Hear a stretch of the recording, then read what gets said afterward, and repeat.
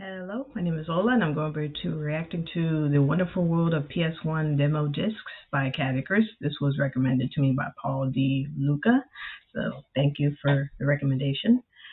And if you want to like, comment, subscribe to my channel, you can, or if you don't want to, that's fine too. I just do this for fun. Here we go. Oh, you're a nice chunky one, aren't you? There's a lot to grab there. I can't wait to put you in that slot. And I suppose the game isn't that bad either.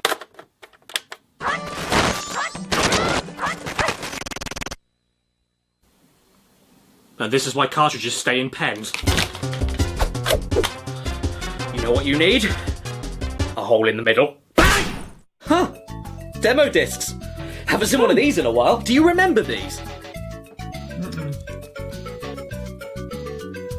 Beef. There was a time not too long ago where you could try out a big budget AAA game months before it came out. Yeah, I know. It's unspeakable nowadays, but yeah, most if not all big games that you were looking to buy for a certain console gave you the chance to try before you buy. Kind of like a t-shirt. You go to the shop, find the shirt, try it on in the changing room, decide you don't like it, and then burn it in the street. Now you listen here, I'm not a big dum-dum. I'm fully aware that today you can still download free trials of games on Steam, Nintendo's eShop, or elsewhere. But when it comes to big budget AAA releases, it's not as common as it once was to get a free trial of a game, because there's just no point anymore. Companies want your pre-order money, they want you to buy first and decide if you like it later. Which I find so sad that I'll eat every baby lamb until they stop. And what do we do when we're sad? We make a nice and healthy milkshake.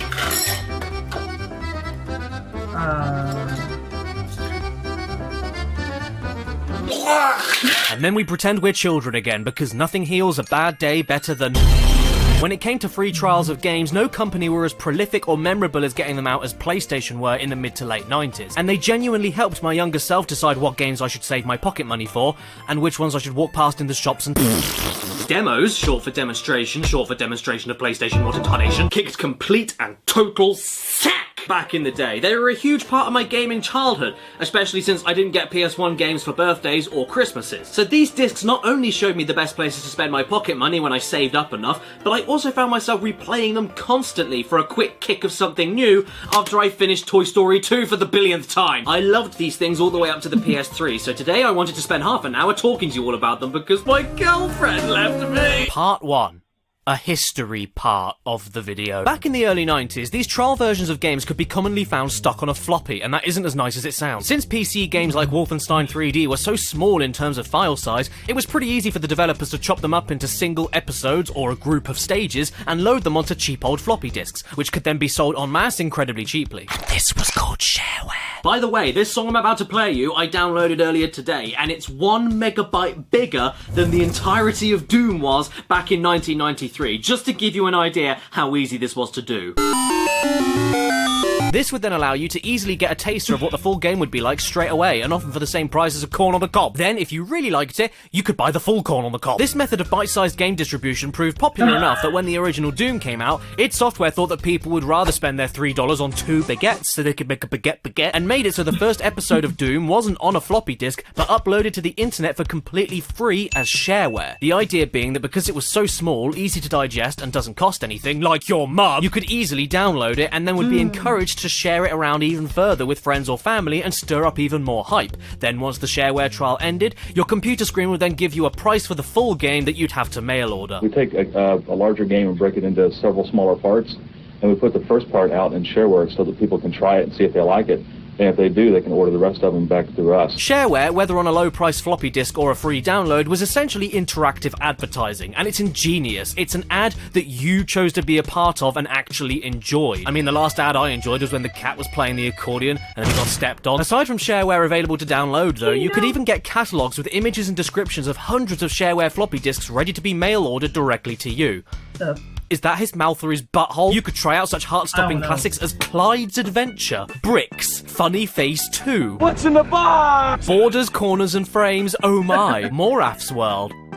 Is that a loaf of bread with a beard? And my favourite game of all time, Craps. Slowly but surely though, shareware turned into my last cat. It fell in the toilet and died. Not just because technology was speeding ahead at a rapid pace.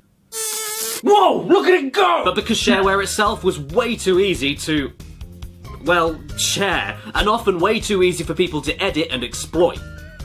Like your dad. Plus, since some of these full versions of the games weren't that much bigger than the demos, you'd find that people would just complete the shareware trial and then move on to the next thing, meaning that no real money went anywhere. Another problem was brought up by the main developer of the original Doom, John Carmack, leading to Doom 2 not getting a shareware release at all, because he said that most people considered that they had finished the original Doom just by finishing the free shareware episode. It was too much content for free, and for most people, the gameplay was too similar for most of the demo, so investing in the full thing wouldn't be worth it to them. This didn't stop shareware at all though, it would continue to be uploaded online ready to be downloaded, and floppy disks still kept coming out, even from the change of 5¼ inch floppies to 3½ inch floppies. You'd get free shareware preview levels of games on floppy disks bundled with other games from the same publisher, there'd be free promotional shareware floppy disks handed out to magazine subscribers, some people would completely screw up the disks and change assets, music and sound effects from some shareware, and then resell them to unknowing customers. It was out of control. I knew it. Put it in your pants. Don't cut I never thought I'd say this, but it was the Wild West of floppy disks. Long story short, even though great for distribution and word of mouth, shareware wasn't financially viable enough and too exploitative to be a decent long-term business plan. Part 2. And then CDs happened. Hi, I'm Chris Sorrell. Let me take you through the world of medieval. Sure, CDs were on PC games, but I'm talking about when CD technology hit the video game mainstream, specifically with the PlayStation, which dominated the CD console market in the 90s. CDs were like babies covered in soup. They had a lot of stuff on them, they were really thin, and they wouldn't like it if you scratched them. More importantly though, they were just the right shape and size to fit inside your trouser legs. Not the babies, the discs. I don't have any games in my pants, what are you talking about? Games were getting more technical, they were getting bigger, they were getting much harder to explain and show off, and they were getting expensive. So playable demos of games during this era were probably the most important to get right. They couldn't get away with the shareware business model. You can't just learn how to become a communist for nothing, you didn't pay for it! Companies needed to make money back on full game purchases, which shareware sometimes didn't do, and needed to get people financially interested in trying the games out to begin with to cover the costs of advertising the games in the first place. They couldn't give you too much and let you edit everything so you felt like buying the full game would be pointless like with Doom, but had to be good enough to make you want to get the full games and actively make you want to buy more demos in the future so companies can keep promoting upcoming games and keep the cash cycle going. Or they could just be like Nintendo and don't do demos at all. Just make your customers spend $60 on Superman 64 without any clue. I'm sure they won't mind. We can't mass produce demos. Cartridges are too valuable and expensive. Part 3. Magazinis are good for your peenies. So what better way to get people interested in buying these PS1 games than by, instead of offering tiny individual demos, bundle small portions of multiple games on a single disc, including video trailers for games not ready to be played yet, and then hiding it inside a thing you have to pay for, a book. The gamer's favourite thing. Yes, in the UK at least, most if not all PS1 demos came as gifts alongside the official UK PlayStation magazine. And that's not including all the demos that came with kids' meals at restaurants and stuff like that. This meant that PS1 game demos could appear anywhere. Game stores, video rental shops, Pizza Hut, the dentists, in between my fingers, in space, the morgue. Putting these demos in magazines meant the advertising was more widespread than ever. Just go to the supermarket, buy your dead granny some flowers for her funeral, and while you're at it, pick up a demo of Smash Court Tennis. And up until a certain point, anybody could buy these things. You see here where the magazine is talking about how the newspapers hated GTA for how violent it was? Well, as long as you were 3 years old or over, you could buy a demo of it. This is terrible. As far as I'm aware as well, there was a US equivalent to this called PlayStation Underground, but that never happened in my country, so choke on talcum powder and die. This also provided a service to 3 types of person at once. The people looking for multiple demos of upcoming PS1 games, the people looking to read up reviews of games that just came out, and the greedy pigs that wanted both. Even better, since a lot of the console users in the mainstream at the time weren't massive computer whizzes, that meant that CDs were not only far easier than floppy disks to physically replicate for manufacturing, but also meant that the average user didn't have the knowledge to do anything bad with the discs, copy them or repurpose them for reselling. Besides, there was too much data on these discs to upload all of them for free on the internet like what early shareware allowed you to do anyway. For internet back in the mid-90s, trying to do that with these discs would take you Even if people could do all of this though, the effort wouldn't be worth it anyway, because these demos didn't offer enough content for each individual game on the discs, but offered just enough with the amount of games on them that the demo disc being a free gift along with a gaming publication made it a sure, why not kind of purchase. And that, for gaming advertising, was a goldmine. Why do I have 2 copies of Disc 58? Not to mention, it was way more cost effective than renting if you wanted to try out multiple games only for a little bit, and you even got to keep your very own physical souvenir with exclusive artwork on the sleeves. They're nothing crazy, but definitely unique. They're like little plastic postcards. Dear Mum, having a nice time. Wish you were here. Where are you? And that's why I've kept all of these ones collected by other family members over the years, because they're like little photographs of the past. They take me right back. Like the time that Metal Gear Solid was the best game on the planet, the time when animated pit crews were an exciting game feature, and the time where disgusting sticky old men thought that a load of polygons were hotter than their own wives. Let's do some tumbling. These demos introduced me to some of my favourite games on the PlayStation, and even underrated gems that never got mainstream attention. With them I found out about Mr. Domino, Monkey Hero, Parappa the Rapper, RC Stunt Copter, Klonoa, Overboard, Oddworld, Broken Sword 2, Tombi, Lego Racers, Ghost in the Shell, Medieval, Ape Escape, Kingsley's Adventure, Legacy of Kain, Discworld, Cooler World, Vib Ribbon, Jamalami, and even Tomb 3 Raider. It was like having a miniature PlayStation museum of games on your shelves. In fact, I replayed all of these demos so many times, the discs themselves are buggered beyond belief.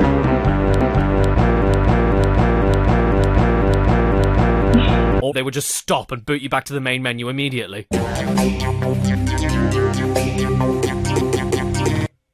A woman getting into a car, that's all I need. I'm buying the game now. Oh, and if you don't like flashing lights, look away right now, because this demo disc I have is the most mangled one of the lot. Jesus. Yeah, I'd love to buy your game if it didn't kill me! Did you know that Q-Bert was coming? I didn't until I saw his nose. Sure, not every demo was perfect, like here when they tell you there's a trailer for Gex 3D, but it's actually for Gex Deep Cover Gecko. They outright spoiled a plot twist in Final Fantasy VII's trailer before the game even came out. And they did promote some real steaming cack in their time. Oh look! Spice World! Everyone's favourite! They don't just sing, oh I know that, they also like to steal your soul! The music for some of the trailers was a little weird too, like the ending of the Gran Turismo video where it just sounds like someone retching.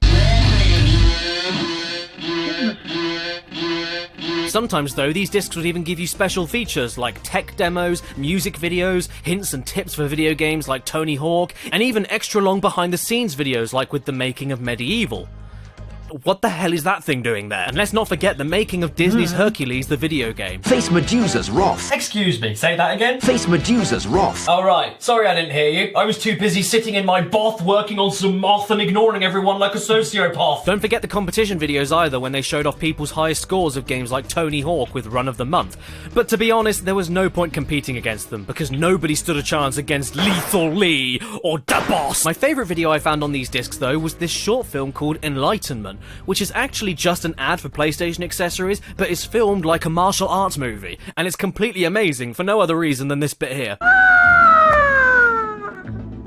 Not only that, but I loved having these things for the artwork. I mean, look at the Resident Evil 2 demo cover even. This was old promotional art made for the game before they even figured out who the main character would be. I have one of the original promotional posters of that in my office, actually. Like, that's an adorably cool bit of gaming history. Gotta be honest though, I'm not really sure about Agent Armstrong over here. What the hell am I looking at? Everything from his 2 belly buttons to him looking like he's stuck in a nappy makes me want to vomit. And why does he look like a balloon? Is he gonna fly away from the case?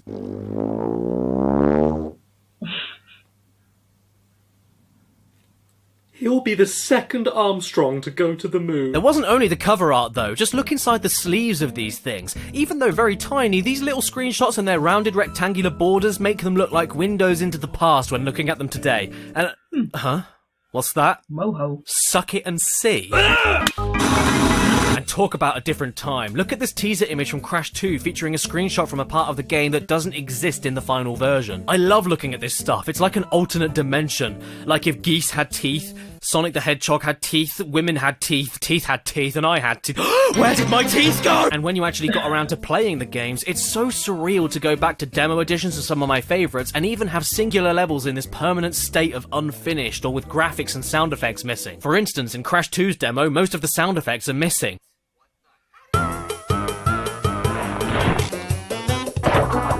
And whenever you try to slide jump, Crash just stops in his place after he lands and doesn't keep on running. In Spyro 1, the hub world music wasn't finished yet, so they just used the theme song from the main menu. And in Karashi/Intelligence Cube, there's no music at all.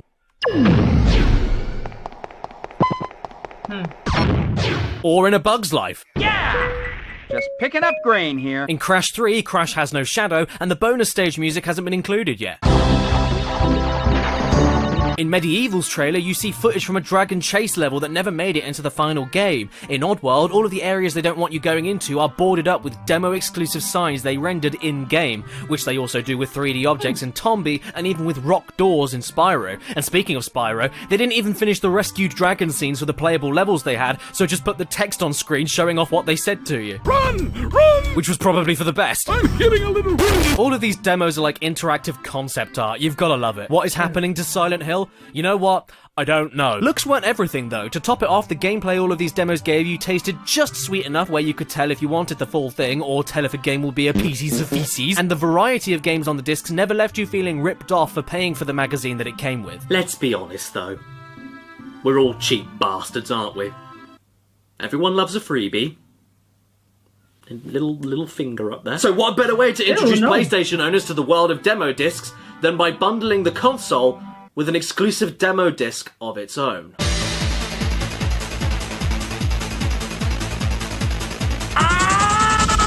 Part 4. 1. You cannot get much more classic PlayStation than this. You hear me, Sony? Imagine unboxing your PS1 in 1995 and booting this up. It must have been a visual gasm. Look how 90s this is. Listen to that pounding drum and bass. Check out all of the garbled text that's throwing random stats at you. And look at all of these nouns. Memory, data engine, graphics, RAM. Did you know your PS1 was also a thesaurus? We get a little bit of full motion video, which still makes me want to shrivel up and cry, and then boom! There it is, folks. The second coming of video games. Demo 1. It's a demo, and it's Number 1, hey! I mean, you can't argue with that. Hey, Daddy, it's my turn on the PlayStation. Let me have a go. Oh, I'm turning into Bernie Sanders! Just look at this cover, and look at this menu. It's so damn stylish. It's a mixture of Tron and the Matrix. It's tricks! And if the trailer of Twisted Metal is anything to go by, these tricks weren't for kids. With a whopping 5 playable games, 2 interactive tech demos, and 8 videos that showed off pure gameplay and no stupid cinematic trailers, this was most, if not all, of the UK's introduction to the PS1. Just imagine watching videos for Jumping Flash, Tekken, Ridge Racer, Starblade Alpha, and then having the chance to play Wipeout, Loaded, Destruction Derby, and Battle Arena Toshinden. Oh god, Sony, were you trying to make people throw the PS1 in a furnace? Wait, don't worry, blokes, I know how to make people buy PlayStation games. Get an old man and put a fish up his nose. Did you ever want to live out your fantasy of a manta ray swimming slowly towards you while Nightmare Clown music plays in the background? Well, you can do that in Demo 1.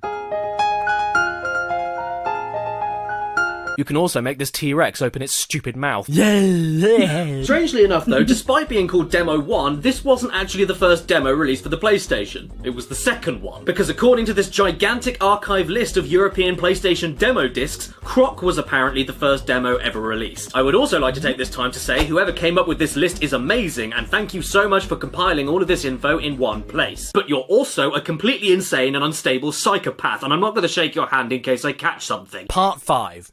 Part 4 was too short. After this is where all the official UK PlayStation Magazine demo discs started coming out on the regular, month by month. And my collection is like my body hair. Pretty substantial, but far from complete. The earliest demo I have, aside from Demo 1, is actually Disc 3 from Volume 2 of the official UK PlayStation Magazine collection. Purely because all the other demo discs before it, including Volume 1, were in flimsy, horrible cardboard sleeves and they disintegrate in my sweaty hands. From there I have a complete set up to Disc 54, where it then becomes a bit of a mess and I missed out on a load because a lot of the demos started reusing older games to fill the space and they didn't feel anywhere near as exciting anymore. Aww. By the way, I'm fully aware that my collection jumps from Disc 19 Volume 2 to Disc 38, but that is actually the order that it came out, because Demo 19 Volume 2's disc cover is technically Disc 37, which then moved on to Disc 38 and not Disc 1 Volume 3.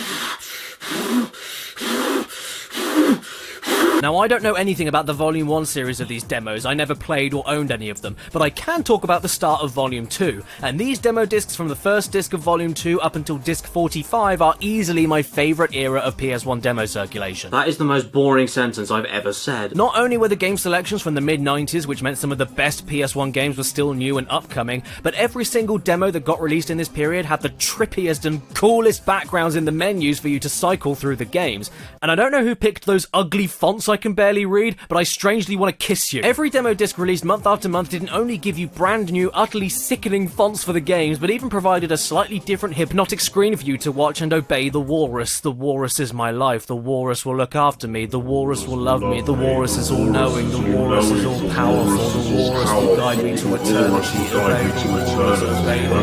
They had multiple styles of kaleidoscopes, a lava lamp in a cave, an alien having a poo, a twisting electric stove, these really cool gears that look like the inner workings of your console, psychedelic starfish, a pulsating living raisin, a strawberry giving birth to the PlayStation symbols that are crying and screaming to escape. None of these ever made any damn sense, but it didn't matter. They were all simply cool. End of. And you know what? I'm going to give a shout out to my USA brothers as well, because with your demo discs, you not only got some pretty adorable and creative menus, but even got a lady that talked to you. Whew, that was a close one. I wonder why they keep shooting missiles at me. Probably because they're aiming at the octopus on your head. What you need to remember, though, is that as charming as these things are, they are still advertisements for upcoming games, and they were going to say anything to sell them to you. Fade to Black, still one of the best 3D adventures we've seen on the PlayStation. Wow. No. Roscoe McQueen. We have exclusive footage of him wielding his famous giant hose.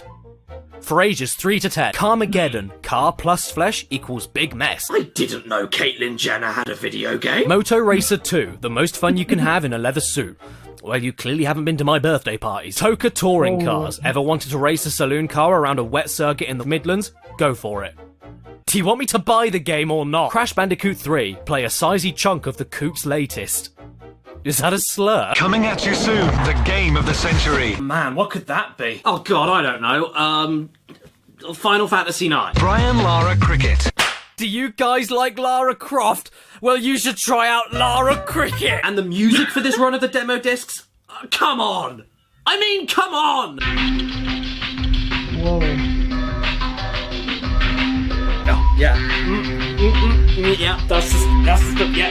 Oh, girl, I'm gonna push out a log! It's surreal, it's ethereal, it's mechanical, it's bassy, it's rich with multiple 90s techno sounds layered against each other. More importantly to me though, it's weirdly relaxing and welcoming for a nice buffer in between the demos of games that you'll be playing. It screams PlayStation to me and how unique and futuristic it was, much like the games the PS1 would be famous for, and combining the almost minimalist sounds with the visuals made you feel like you were being transported to another world every time you booted the demo up. Even the game selection noise was satisfying. Yeah, you don't get that kind of oomph anymore. And then, in a move I'll never understand, for disc 39 only, they changed the music into this weird ploddy stalking song.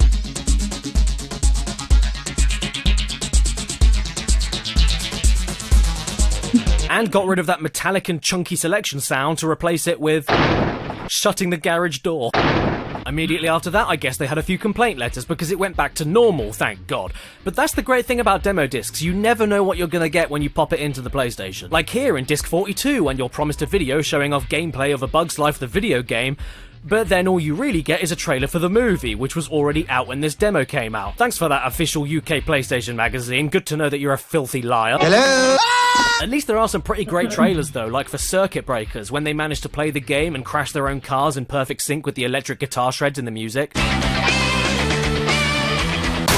Lest we forget, when Disc 9 Volume 2 was released to the public, we all got our first taste of PlayStation's Net Eurose. For those unaware, Net Eurose was PlayStation's development kit for indie devs just looking to make their own games for fun. With a special mail order, you could grab yourself a region-free programmable black PS1 along with C-language code programs and manuals, then allowing you to hook up the PS1 to a computer and develop your own games from scratch, which you'd then be able to upload to the Net Eurose servers and potentially have your games featured in demo discs, and I mean full games, for free. A concept way ahead of its time for sure, and there are some damn good games that would get featured like Adventure Game, Terra Incognita, Blitter Boy, Hover Racing, Time Slip, Super Bub Contest, and the incredible Cone Man, which still has the greatest death sound in video game history. But for all the good games Net Eurose had, what was the first one that they ever showed off to demonstrate the power of the technology? Inside My Tubes, the video game. I think the best thing to come out of Net Eurose, though, is the tackiest advertisement I've ever seen. I made better videos in Windows Movie Maker when I was 13. Have you ever dreamt of creating your own game? Oops, sorry, games for PlayStation? No, I haven't. Have you ever dreamt of using something other than Comic Sans? Oh, Jesus in my Christmas, we have an address, people! I'm looking this up. What do you think that building is up to now? Nobody wants it. Well, you know what? I'm not surprised. If you can't even end your trailer correctly, why should you have a building?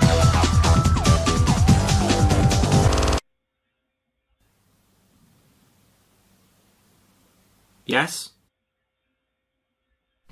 Oh, now I definitely want one. When you weren't getting your jollies from a magazine demo disc, though, you were getting demos bundled in with other games from the same publisher, and they all had their own cheeky ways of showing them off. Universal Interactive games like Crash and Spyro would hide demos for the other series in their main menus behind a cheat code, drumming up the mystery and playground gossip about what the special secret code was and what was hiding behind it. Namco would take a more simple approach and leave the demo disc in the box of another game with a sticker on the case letting you know it was in there, which was great when it wasn't there. Konami, though, would go above and beyond, like with my copy of Metal Gear Solid. It not only included a demo disc of the upcoming Silent Hill, but even a sweet little booklet that included a story prologue, controller map, and an exclusive miniature poster. In fact, these singular exclusive game demo discs proved so popular and collectible that the UK PlayStation magazine dropped the numbered entry discs for a couple of issues. There was one time they used a singular demo for Abe's Odyssey, which according to the following issue didn't work on most people's PlayStation, so that was a good one. And in 1998, they left you with a collector's edition Tekken 3 only demo disc. It did come with a really cool booklet, which I no longer have, but still, this on its own makes a really nice shelf ornament, next to my stress sausage. By the way, do you guys remember that horrible, boring, ploddy stalking song we had for a single disc a couple of demos ago? Well, the official UK PlayStation magazine thought they'd get people to like it one more time and put it back in for disc 45.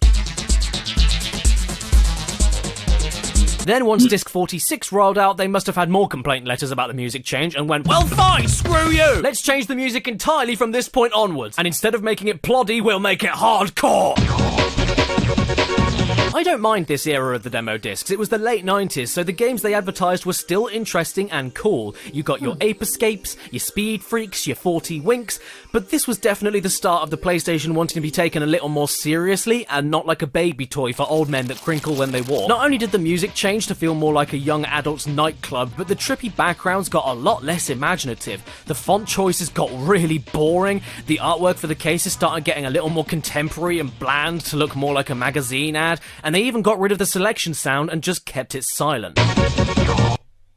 Like I mentioned earlier, my collection of demo discs is nice and complete from Volume 2, Disc 3, all the way to Disc 54. Because after Disc 54, everything went majorly downhill. The charm and the character of the menus and the background music was completely gone, and the game selections and the trailers even started aiming more and more towards a boisterous audience. They were trying to attract the British young lads going down to the clubs every night. Do not get me wrong for even a second, you still did get some gold hidden in the carpet of gum and cigarettes. You got your Spider-Mans, your Muppet Race Manias, your Tomby 2s, your Tony Hawks, but the amount of focus on boring regular people on the front covers was absurd. The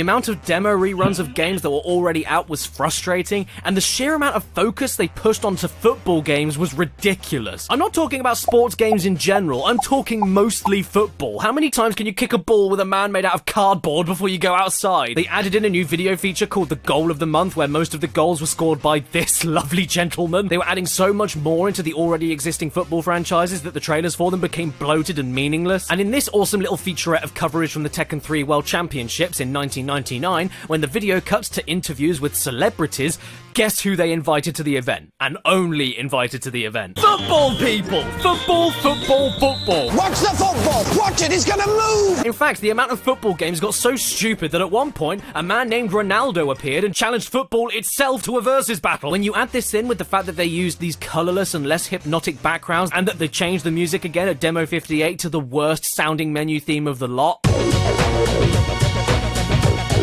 and kept that exact copy-paste style all the way to the final demo disc at number 108 for 50 issues, it's obvious who their target demographic was until the last days of the PS1. Even the selection noise sounds like someone starting a punch-off in a bar fight.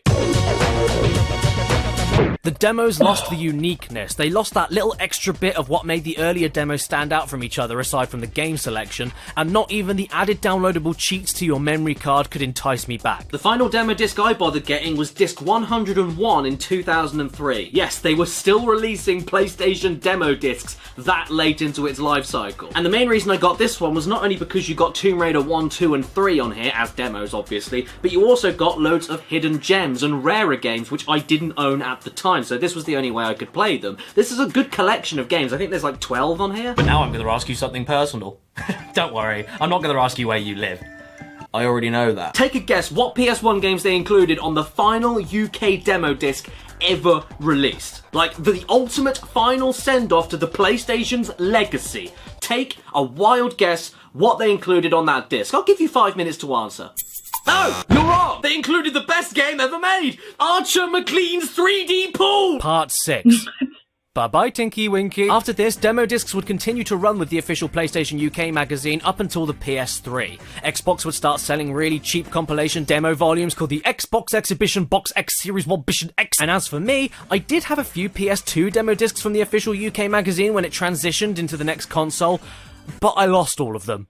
And I don't care. I mean, just look at the menus here. It's like being at the hospital. It's so sterile and way too serious. I think when the PS2 rolled around, Sony had just decided to appeal to as many adults as possible, but at the cost of all the charm and character I remembered loving from the PS1 demos. This isn't nostalgia talking either, because I was still a kid when PS2 came out. I am heavily nostalgic for the PS2. And I did discover some great games from these demos, like Ratchet & Clank, Sly Cooper, Airblade, Eco, and Vampire Knight. But aside from that, these discs hold no memories for me whatsoever. When the UK PlayStation magazine transitioned from PS2 to PS3, well, the demos lost everything in all but the name demo disc. I kept a lot of these, don't get me wrong, but at that point, all you did was put the disc inside the PS3 and you just got given a list of games to download. Like, that's not exciting. What is that? Especially disappointing since you could just download most, if not all, of these demos directly from the PlayStation Store for free anyway. So it was at that point companies realised it was just too much of a waste of money when they could just upload them for nothing. The most recent demo I remember downloading was for the Medieval remake, which wasn't too long ago, so demos are still very much a thing. And since it's all done on the internet now, you can add in more exclusive content and unlockables for the final game when it launches to entice you to get the demo, like with Sir Dan's helmet in the Medieval demo.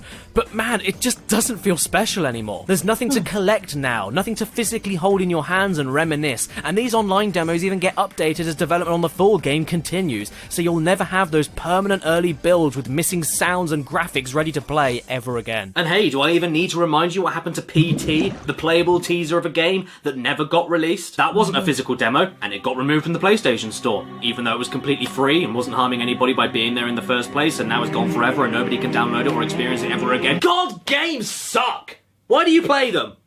Why do any of us play them?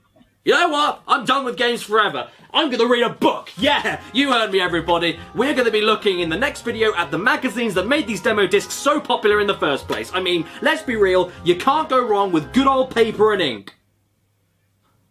No! Subscribe and hit that bell. Follow me on Instagram and Twitter, or the cat will have an accident. Special thanks to all of my executive producers on my Patreon page in the description. Dude, what cat? You have a dog. Yeah, that does suck about PT, man. Like, it looked like Konami and Silent Hill were gonna make a big comeback, but then something happened. I don't know. I heard rumors that, like, oh, it was probably money or creative ideas. I don't know. And then it just got canceled. Like, man. Anyway, that's my reaction to The Wonderful World of PS1 Demo Disc by Caddicarus. I'll see y'all in the next one. Bye.